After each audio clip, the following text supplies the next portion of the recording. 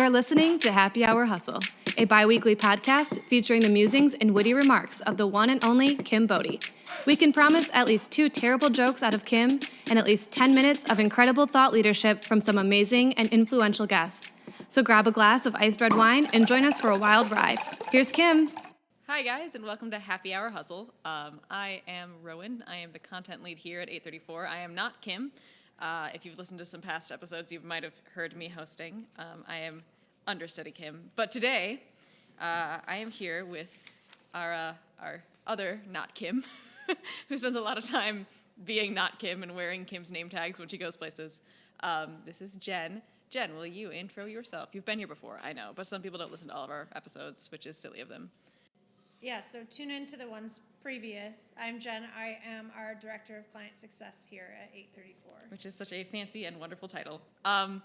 So normally when people are on the podcast, we have them answer a series of 3 questions, but since you work here and we drag you into these all the time, you've answered those 3 questions. So we're going to try some different ones. So you already give us our job title. We know where you work, which sounded like a threat, but it's actually just a statement. Normally we ask people how they know Kim. But you've been here and told us that. So what is your favorite memory that you have with Kim? Oof. I would say instead of just picking a specific memory, it's been the way that we're able to work together with one another. I think that we are, as Chris likes to call us, the Abbott and Costello, where we kind of razz each other, but we always end up in one place and can pick up where the other left off. And I think that's pretty cool. I like that.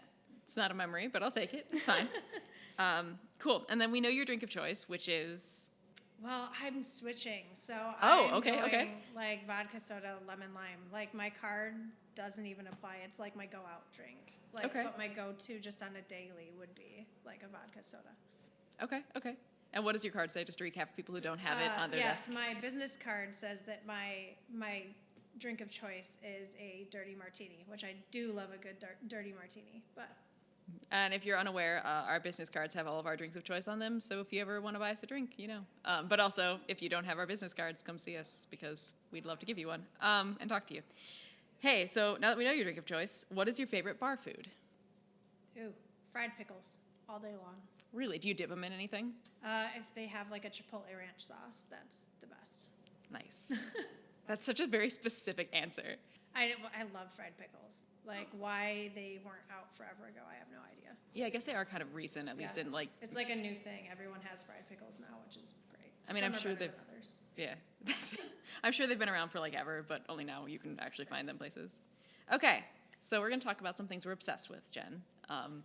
You know, here at 834, we get on tangents sometimes. Like today, we discovered that half of our team thinks differently than the other half. Hey, listeners, this is a fun game. So apparently half the world, or not like half, but some people think in sentences, and some people think in abstract thoughts, and if you're one or the other, you don't know the other one exists. That was a whole conversation we had today.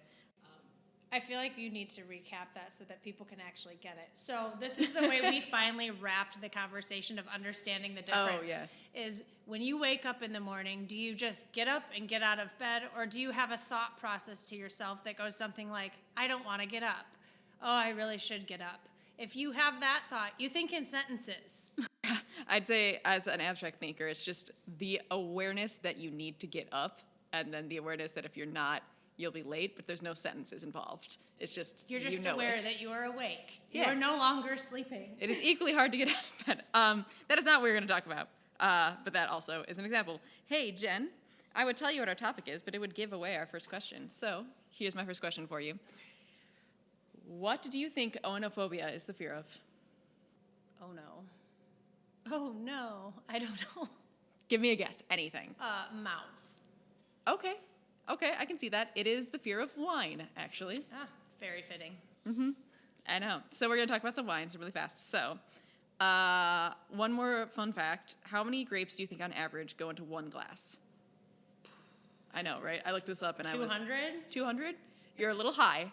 It's about 75. Okay. Yeah, so the average glass of wine is about 85 calories, which is not bad. That if isn't you think about horrible. it. I know. Not if you fill it the way Kim fills it. Okay, well, you're no. supposed to fill it like a third full. Let's be right here. We are large wine lovers here, and if you've ever been out with Kim, she puts ice in her wine, so it always gets filled to the top, regardless of how much wine is there, because the ice. Just one more fun thing then. Jen, what is your favorite recipe for sangria? Like, what are like the must-have components for a good sangria? Oh man, I can't even tell you the last time I made a sangria, but it has to have what is it? What is the alcohol that gets added Brandy? into it? Yes, it has to have brandy in it. Do you like it when it's carbonated or no? I don't mind it one way or the other. Okay. I'm not like Kim. I'm fine with bubbles. That's fair. Okay. Cool. Those are our fun questions. Now let's get into things that actually reflect on us as a company, other than our love of wine and weird thought processes. So we are 834 Integrated Communications. Yes, we That are. is our full legal name. Hey, that's a really weird second half of that name. So let's talk about what integrated communications are, if you haven't guessed by the title of this podcast. Jen, what do you describe integrated communications as? Like, how would you define that? I would say, simply put, integrated communications is making sure that you have a unified message that goes across on multiple platforms. Okay. Can you give an example of that? Like, if you have a message, so I'm going to say this because I'm looking at the statement, like work hard is like the message that you want to sell and you want to sell at home. So making sure that that's going through your social posts and it's integrated into your blog content and like it's integrated into any print advertising that you're doing, that it's messaged into any like media pitches that you're doing, so that impression is getting repeated to people over and over to unify that brand image. Yeah, that makes sense. I always think of like Jimmy John's as an example of Right. like their Right. bags and their cars and their wrapping and their billboards all say "Freaky Fast." We all Right. know this. Everyone knows it. Yeah, no matter where you find it. So what would you consider to be a difference between integrated communications and other forms of strategic marketing? Like, how does it differentiate itself from other ways that people approach marketing? Well, a lot of people that specialize in specific areas, you're only hitting that message one way. And so if your target audience isn't spending time on that platform that you're using, you're missing the audience that isn't there. So like, let's say you're only doing social media or you're only using Facebook, but half of your users might be on Twitter. Like, if you're not on all of the platforms, you're missing part of that market. Or let's say that you're only doing social media and you're doing all of the platforms, but you aren't doing anything from a PR standpoint, but half of your market may be reading a lot of publications or like local newspapers, things like that. You're missing part of your market if you're not going across multiple platforms. And talking about that in terms of like multiple social platforms and PR and print advertising, of course, there's no like magic solution that fits everybody. No. Yeah. Can you speak to that a bit? So yeah, there isn't any magic formula.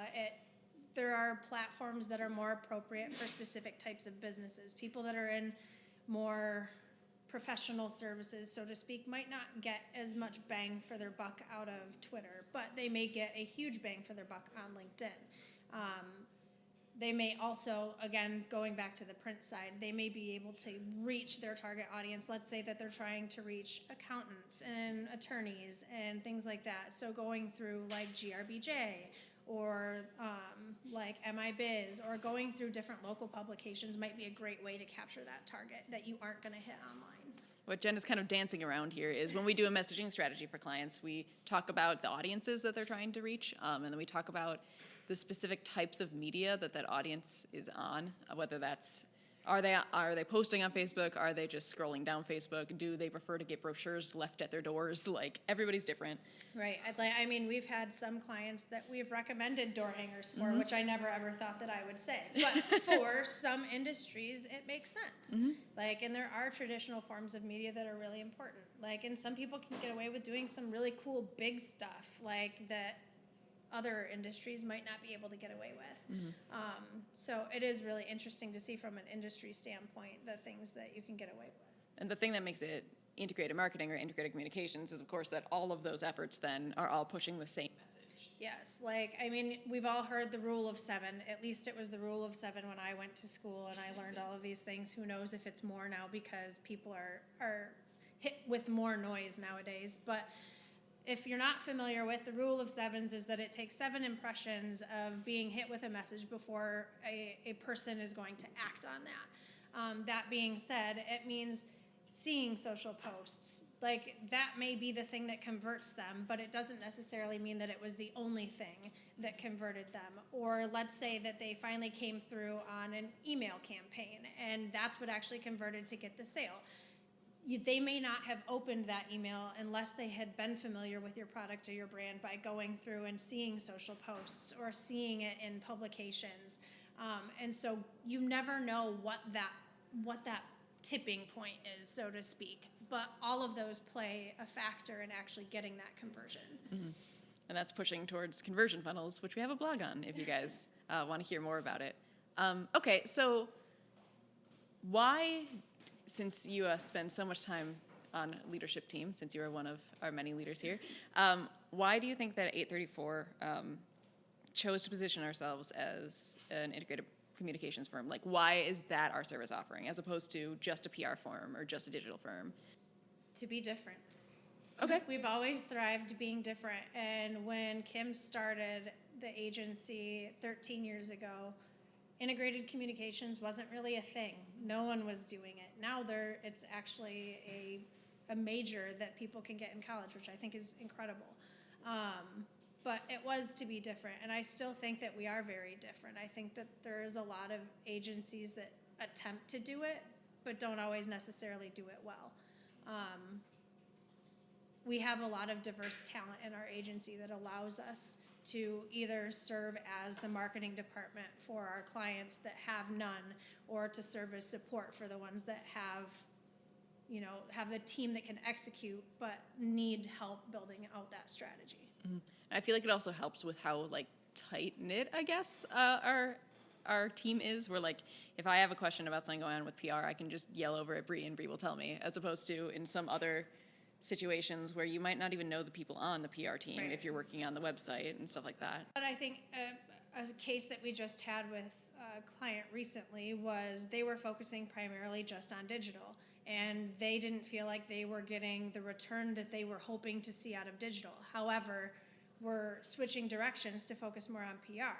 I think those two need to be living together, where that PR, people aren't searching for the terms through the digital ads because they don't know those things exist. They're unique to the market.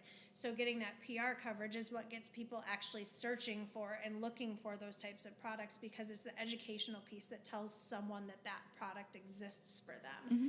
Then they start searching for it, and by having those digital ads, it makes sure that they rank to the top.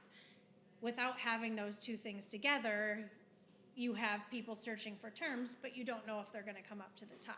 Mm-hmm. And if they have just the digital ads, but no one knows what they're searching for, then the performance isn't as good because the traffic isn't there, if that makes sense. Mm-hmm. I see what you're saying, of a moment of one thing feeds another. So on a brand awareness campaign, you can run digital ads for brand awareness, but if you also have a PR story that talks about, or media that talks about that same company, and if you also have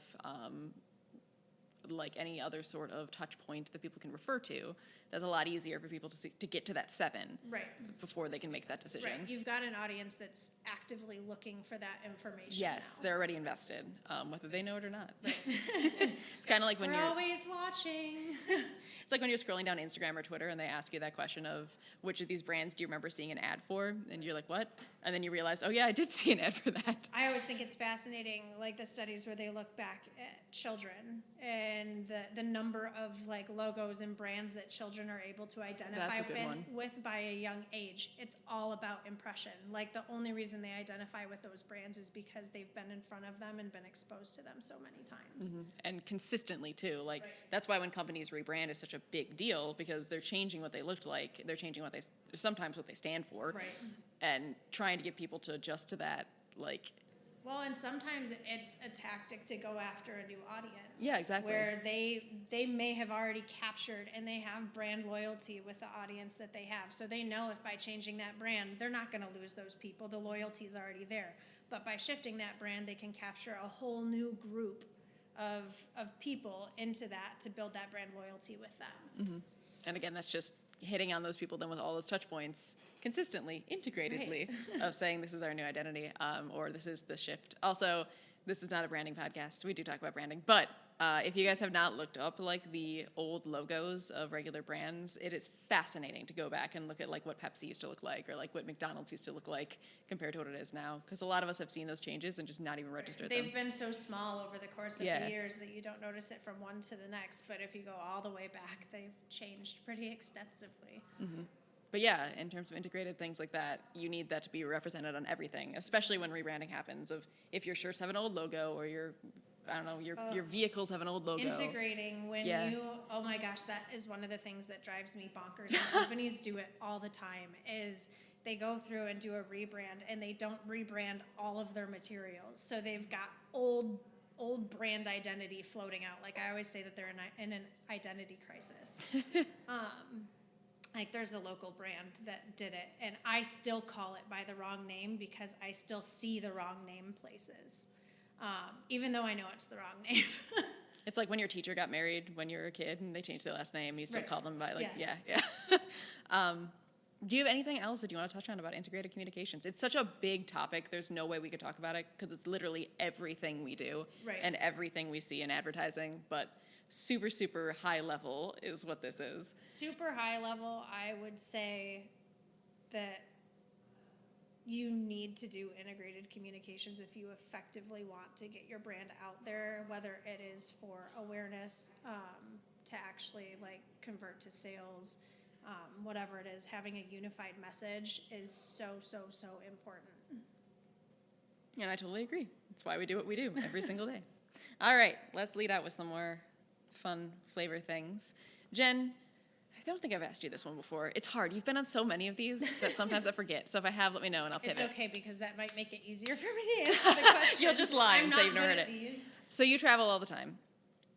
I used to travel all the time. I don't travel as What much is anymore. your best or most memorable story about a road trip or a flight?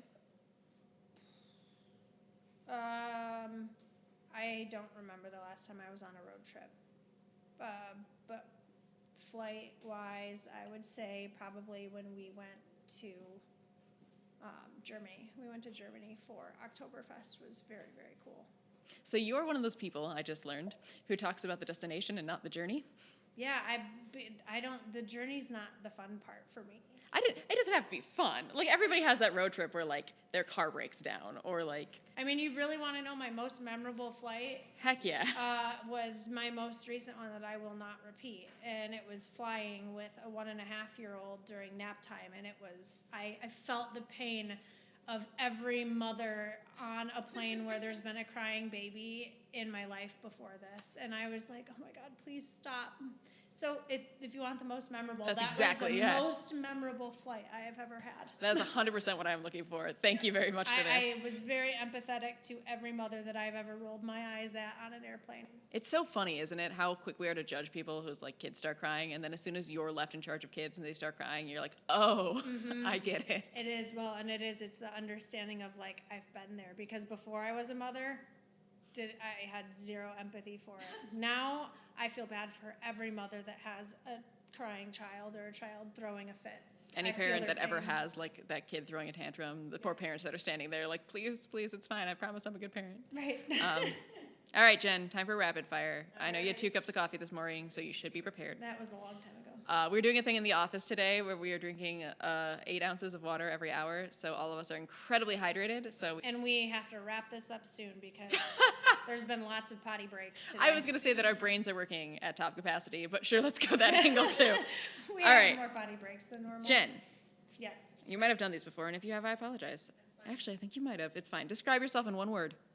Fun. What is your favorite food? French fries. What is your least favorite food? Ooh. I don't know. Now that you said that, I don't know. I don't know that I have a least favorite food. Is there nothing that if somebody served to you, you would not eat? No, I've had horse tongue before. You've had what, sorry? I've had a horse tongue before. How was it? It was weird. It was weird. I mean, I wouldn't eat it again, but it... Is that the weirdest thing you've eaten? Yeah, Okay. maybe. Okay, I don't know. You're looking at me like I know the answer to this. Yeah, I don't know. Maybe. Yeah, I think so. Okay. What was Rick, who is recording this, just goes, I pity you from the corner. What was the most boring book you ever read? I wouldn't know because I didn't finish it. Okay. So you're the type of person who, like, halfway through a book is like, we're done. If a book does not capture me in the first 2 chapters, I am done. I don't read anymore. Okay, fair. What is your favorite book you've ever read? She's Come Undone. What's it about? It is a very long story. There's a lot involved in it, but it's about a girl that is going through different life stages and depression and relationships changing and all of these sorts of things, and you go through like her inner monologue with her, and it's just a very good book. I highly recommend it. That's By cool. Wally Lamb. All right, 2 more. So what is your favorite word? My favorite word? Mm-hmm.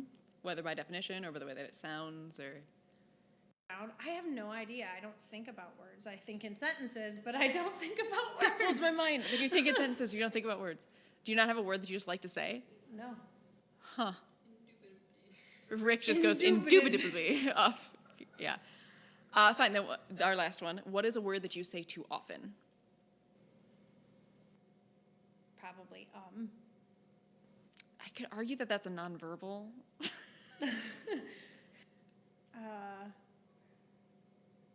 don't know. I'm sure if I like went back Or a phrase. I feel like you guys could tell me things I say. Or what about a phrase that you say too often? It was really, okay, when Chris's birthday happened, we put up a bunch of strips of paper all over the office with phrases that he says all the time. Criticisms. Jen, you also must have Jenisms. I know, but I can't think of any. I am boring. You're not boring. No, I know I'm not. You're like, I'm boring. Nah, I'm not. It's fine. Yeah, my one word to describe myself was fun. I was going to say, it's Or kind of the boring. exact opposite. Integrated branding for yourself, Jen. I know, I'm failing at this. I'm so good at doing it for other people, I can't do it for myself. That's fine. Fine. Then, as your penalty for not having an answer to the final question, give us one fun fact about yourself. An actual fun fact, because fun is your brand. We will judge you harshly for your answer. I know you should, because I feel not fun right now. Jen, no. I want to travel more. I want to go to Croatia. Why Croatia? Because I want to go to Dubrovnik. It's like a city on the water, and it looks incredible, and I just want to go there. I've heard it's amazing. That sounds like fun. Also, I'm going to throw in a Jen fun fact, just because you couldn't, so I thought of it I later. know. I'm so bad at talking about myself. We're coming up soon on our annual Nothing Party, and last year for our Nothing Party, we built a blanket fort, which we had like these little... They were like little sticks and then these weird like ball things that had holes in them that the sticks went into to provide support for it, and then we hung the blankets over this. Jen was the one who had this set, and she brought it with so that we could use it because at the time I think you were the only one who had kids who worked here. Yep. But then, after that, there was a point at which Jen and I had to go fly out for a fun thing for a client to Denver, which was in June. And the Nothing Party was in February, and I got in Jen's car, and we heard a rattling in the back, and I said, Jen, what's this rattling? And it was one of the balls that had escaped from the Nothing Party that had just been rolling around. And do you say it's still in your car? No, it's not. No, I was looking at Rick and letting her know that it was still in my car. No, I did take it out because it was driving me crazy. But there's my fun way to drag you because you couldn't drag yourself. Anyway, I think that definitely counts as you being hustled, Jen. You could drag me for all the things in my trunk, too, but I never let you in my car because it's disgusting. You've officially been hustled. Till next time, hustlers, hopefully you'll see Kim, and she will see you on the download.